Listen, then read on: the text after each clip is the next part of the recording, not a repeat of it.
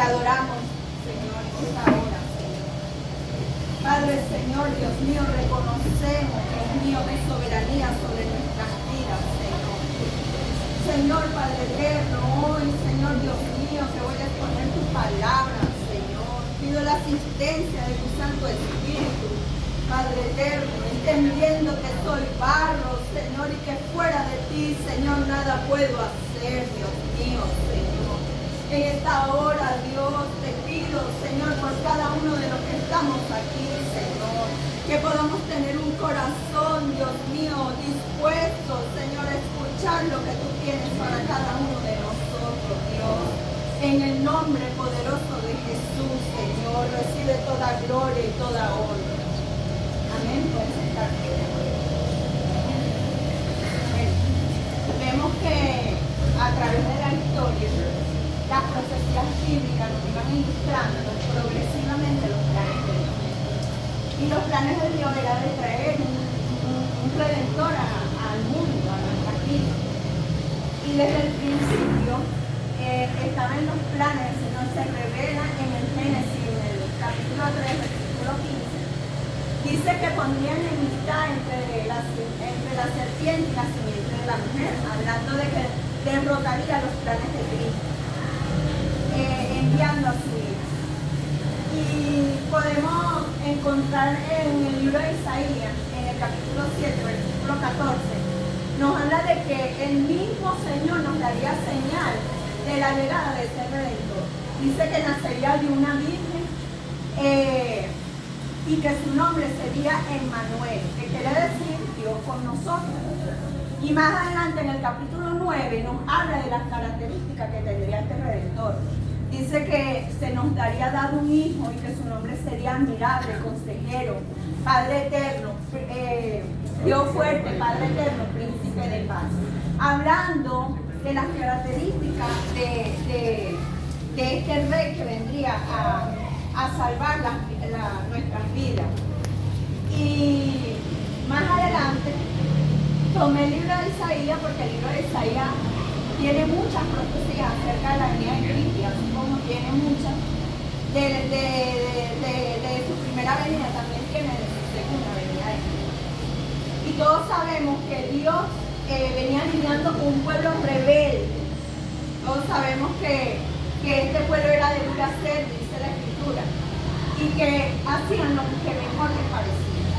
Pero así como Dios levantaba siempre un profeta para traer palabras de instrucción, de amonestación, también traía palabras de promesa para este pueblo. No lo dejaría en tinieblas, sino que traería la luz hacia él.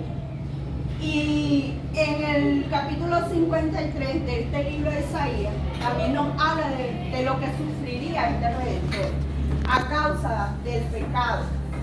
Dice que sería desechado, que sufriría dolores, que llevaría nuestras enfermedades.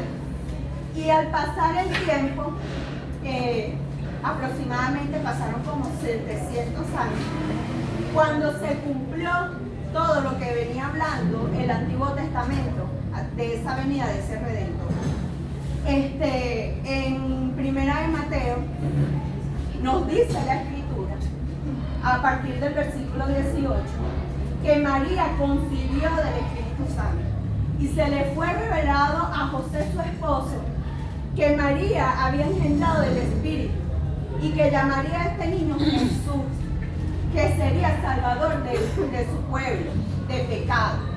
Y a pesar de que este Jesús habitó entre ellos, porque vino, habitó entre ellos, vieron sus señales, vieron cumplirse las señales en Jesucristo, vieron todo lo que el Señor hizo en el recorrido de su ministerio.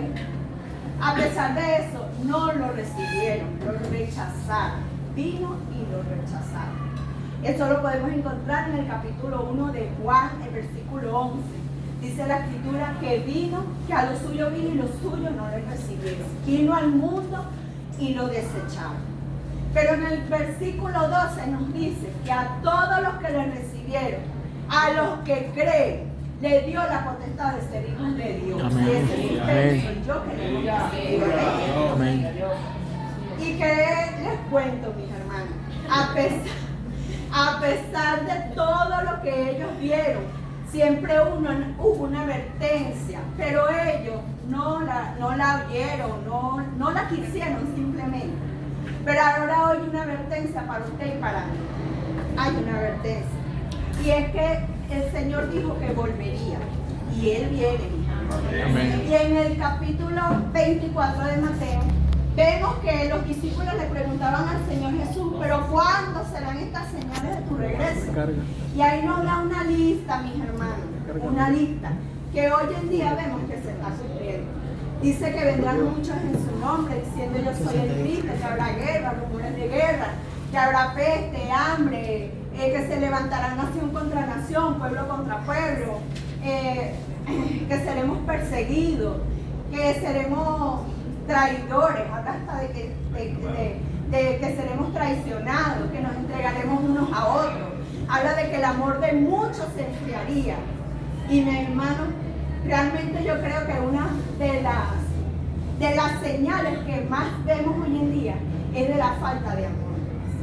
Porque hoy en día ahora tenemos la tecnología que usted puede ver tantas cosas atroces y yo a veces me pregunto cómo una persona puede estar tan tranquila grabando eso y no sentir absolutamente nada. Qué buena pregunta.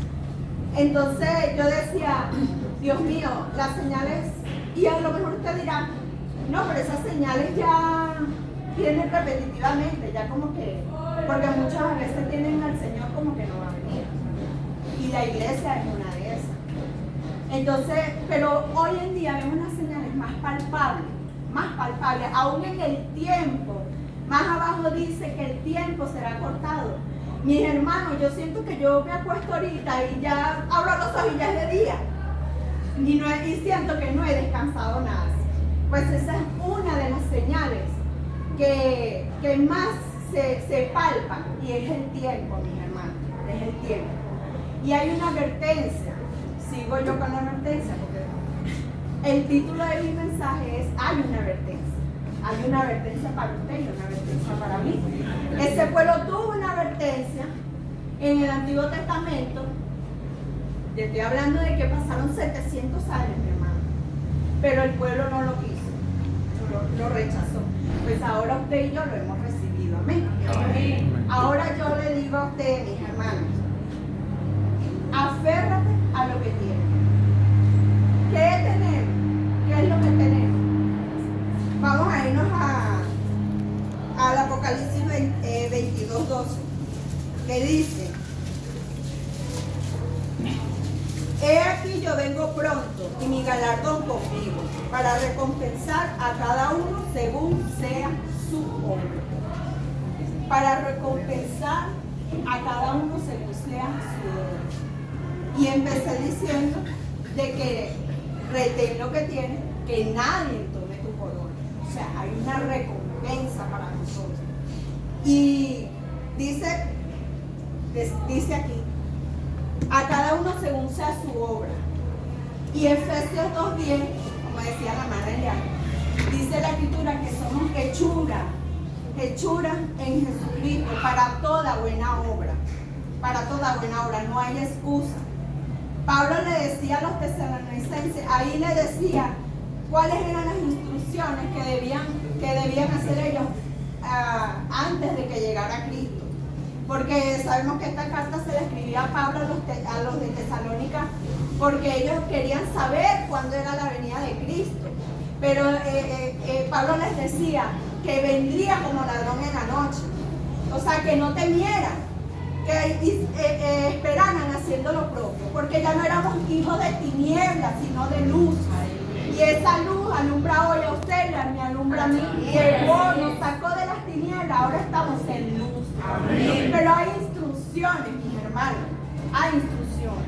¿Cuántos quieren recompensa? Amén. Yo quiero recompensa, pero yo no puedo esperar al Señor sentada, esperando que venga. Yo sé que viene y bueno, aquí lo voy a esperar sentada. No, mis hermanos, tenemos un deber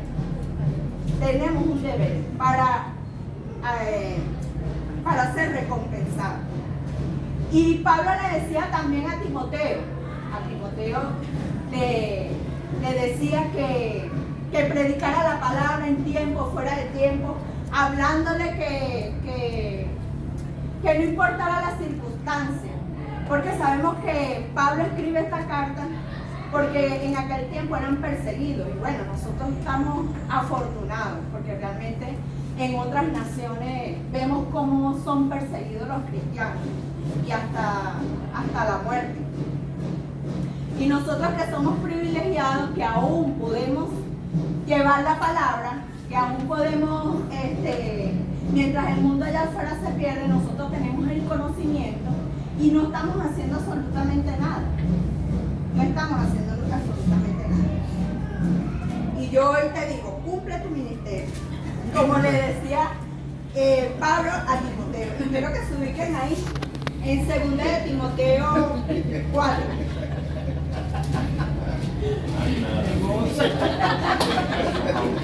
En 2 de Timoteo 4. Pablo le podía decir a Timoteo, te encarezco. Eso es como una súplica que le decía a Timoteo, Pablo a Timoteo, te encarezco delante de Dios y del Señor Jesucristo, que juzgará a los vivos y a los muertos en su manifestación y su reino, que predique las palabras, que inste a tiempo y fuera de tiempo, redarguye, reprende, exhorta con toda paciencia y doctrina. Y a veces cuando nos reprenden, mis hermanos, y nos exhortan, estamos enluchados. Estamos enluchados, de verdad que sí. Porque vendrá tiempo cuando no sufrirán la sana doctrina. Y esto ya lo estamos viendo, mis hermanos. Sino que teniendo comezón de oír, se amontonarán maestros conforme a sus propias concupiscencias, sus propios deseos. Y apartarán de la verdad el oír, se volverán a fábulas. Y esto es una realidad, mis hermanos. Le voy a contar una anécdota rapidito que me pasa siempre cuando me toca viajar a Colombia. Lo pienso cuando me toca viajar, porque realmente cuando viajo es porque tengo que hacer alguna diligencia. Pero me cuesta congregarme, mis hermanos, de verdad que sí. Y me recuerdo el hermano Saúl, cuando dice que por aquí un poco kiosquitos, iguales allá, mis hermanos. Usted entra a una iglesia esa y lo que le empiezan a echar cuento y cuento y cuento y más cuento. Y yo decía, Dios mío, y que me paro y corro por mi vida de aquí. Y así estamos, mis hermanos. Las iglesias están full, llenas, pero es nada más de escuchar lo que realmente quieren escuchar. Y lo que quieren escuchar son emotivos, son cosas emotivas. Y seguía diciendo Pablo aquí a Timoteo, pero tú sé sobrio. ¿Qué quiere decir? Sé sobrio, ten la mente clara, Timoteo, de lo que ya tú has aprendido, de lo que ya vienes aprendiendo de tu niñez, de lo que te decía tu abuela, de lo que te decía tu mamá, de lo que viste en mí. Y dice aquí, sé sobrio, soporta las aflicciones, haz obra de evangelista, cumple tu ministerio. Porque yo estoy para ser sacrificado y el tiempo de mi partida está cercano. He peleado la buena batalla, he acabado la carrera, he guardado la fe. Por lo demás, me está guardada la corona de justicia, la cual me dará el Señor juez justo en aquel día. Y no solo a mí, sino también a todos los que aman su venida. ¿Cuánto le aman? Y me impresiona Pablo, que sabía ya que estaba en su muerte, pero tenía esa confianza que recibiría su corona, porque había hecho lo propio delante del Señor, porque había sido fiel delante del Señor, cumplió su ministerio a cabalidad, mis hermanos. Y nosotros, porque nos puya un zancudo, ya estamos llorando. Entonces, ay Señor, cuando te predican. Entonces podemos ver cómo Pablo encarecidamente le pedía esto a Timoteo. Y así muchas veces, mis hermanos, nuestros líderes, nuestro pastor, a veces hasta que, encarecidamente nos piden que hagamos las cosas porque porque quieren dejarnos ese legado, Entonces, mi conclusión es, mientras esperas, permanece firme, perseverando en lo que Dios te ha entregado, porque hay recompensa, retén tu corona. Dios te bendiga.